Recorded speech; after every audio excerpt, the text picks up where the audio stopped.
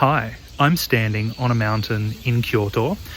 It's a mountain called Otokoyama. It's about halfway between Kyoto and Osaka on the Keihan line.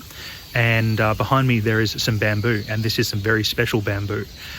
In fact, it's so special that we wouldn't have electric light bulbs, or we wouldn't have had electric light bulbs as early as we did without it. You want to know more? Check this out. So after we get off the Keihan line at Iwashimizu Hachimangu station, we transfer over to the Iwashimizu Hachimangu cable car. This is what they call a funicular cable line. It has two cars on it. One is at the bottom and one is at the top, and it uses gravity assist so that as one is going up, the weight of the one coming down pulls it up. The line was opened in 1926, and half of the annual number of passengers comes solely during Hatsumode, or the shrine visiting period at the Japanese New Year in the first couple of days of January.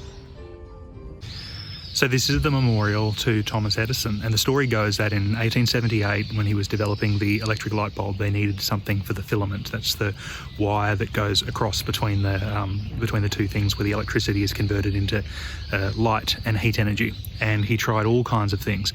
They ended up having some success with a bit of cotton thread that they carbonized, but it still only got something like 140 hours or something out of it. So they could commercialize it, but it wasn't really much better than kind of candles.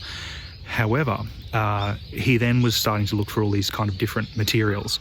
So he had a researcher who sent him some bamboo from this mountain here in Kyoto, and they found that if they carbonized that bamboo, then that gave them light bulbs where they got up to 1200 hours out of a single light bulb, which meant that it was more commercially viable. It wasn't as bright, or just about as bright as candles. It wasn't very bright, but it was certainly better than using candles and things. So they used that until they discovered, or until a tungsten filament was developed in the early 1900s, and then they switched over to that shortly after. But the first commercial light bulbs used bamboo from this mountain here in Kyoto, and that's why there's a monument to Thomas Edison with this very, very famous quote, which is, "Genius is 99% perspiration and 1% inspiration."